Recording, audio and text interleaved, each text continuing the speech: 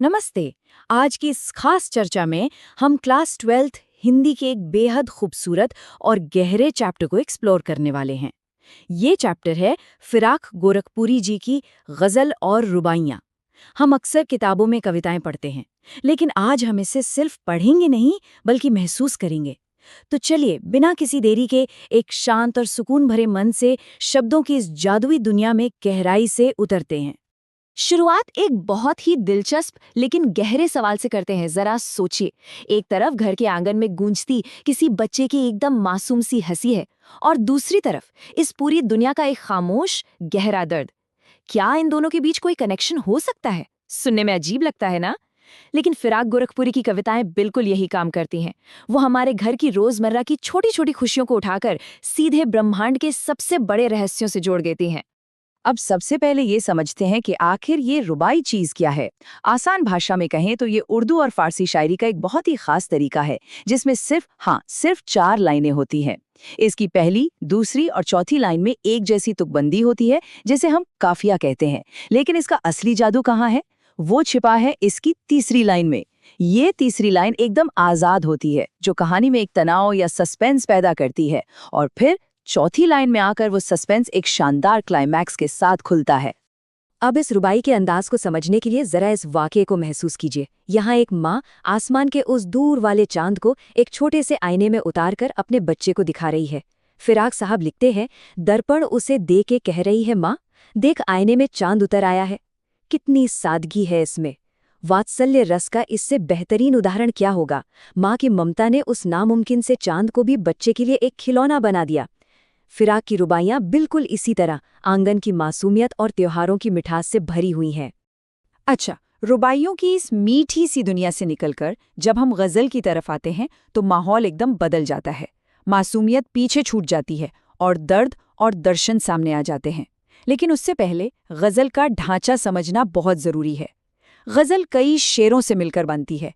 इसके पहले शेर को मतला और आखिरी शेर को मक्ता कहते हैं, और इसमें जो शब्द बार बार दोहराए जाते हैं ना, उन्हें रदीफ कहते हैं, जबकि तुकबंदी वाले शब्दों को काफिया। तो जहाँ रुबाइयों में आंगन की दुनिया और घरेलू हिंदी है, वही गज़लों में दुनिया के ताने, जीवन का गहरा दर्द और शायर का अपना एक अभिमान या ठसक नजर आती है। अब गज़ल में अक्सर कुछ भारी भरकम उर्दू शब्द आते हैं जो कभी कभी सिर के ऊपर से निकल जाते हैं। तो चलिए इन्हें डिकोड करके आसान बनाते हैं। जैसे एक शब्द है जर्रा जर्रा। इसका शाब्दिक अर्थ तो है कण कण, लेकिन गज़ल में इसका मतलब है रात के सन्नाटे में पूरी प्रकृति का चुपचाप कुछ कहना। फिर आता है तवाजुन यानी संतुलन। प्यार और प्रकृति का नियम यही है कि जो इंसान खुद को जितना मिटाता है वो उतना ही पाता है। और आबुताब का मतलब वैसे तो चमक दमक होता है, लेकिन यहाँ शायरी की ये चमक असल में शायर के आंसुओं और उसके दर्द से निकल कर आई है। जब हम इन छिपे हुए अर्थों को समझते हैं, तब जाकर गज़ल का असली मजा आता है। इसी दर्द को फिराक साहब ने एक शेर में क्या खूब बयान किया है, जरा इसे ध्यान से सुनिएगा।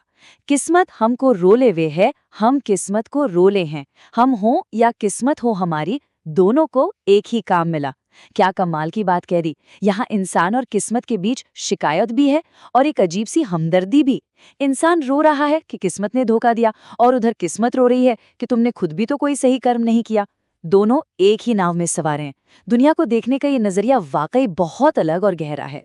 खैर, अब हम इस एक्सप्लेनर के आखिर में आ गए हैं, तो परीक्षा के नजरिए से एक तेज और बहुत ही जरूरी रीकैप कर लेते हैं।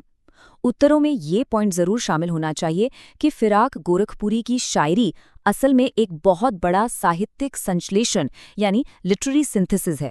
एक तरफ वो सूरदास जी की वात्सल्य परंपरा को अपनी रुबाइयों में जिंदा रखते हैं, और दूसरी तरफ कबीर, मीर और गालिब जैसे दिग्गजों के दर्द और रहस्यवाद को अपनी गज़लों में उतारते हैं। वो सिर्फ एक उर्दू शायर नहीं है, बल्कि हमारी मिली जुली हिंदुस्तानी संस्कृति की पहचान है। तो जाते जाते एक बहुत ही विचारणीय सवाल पर रुकते हैं। अगर एक ही कवि की कविताएं घर के आंगन में जलते दिए की सादी खुशी और साथ ही किस्मत के बहते आंसुओं दोनों को इतनी खूबसूरती से समेट सकती हैं, तो हमारी अपनी जिंदगी में ऐसे और कितने खूबसूरत विरोधाभास छिपे हुए हैं। फिराक की शायरी हमें यही सिखाती है कि जीवन के हर रंग को खुले दिल से अपनाना चाहिए। उम्मीद है कि आज की इस चर्चा से इन गज़लों और रुबाइयों को समझना काफी आसान और दिलचस्प हो गया होगा। इन कविताओं को फिर से पढ़िए और शब्दों के पीछे छिपे उस एहसास को जरूर महसूस कीजिए।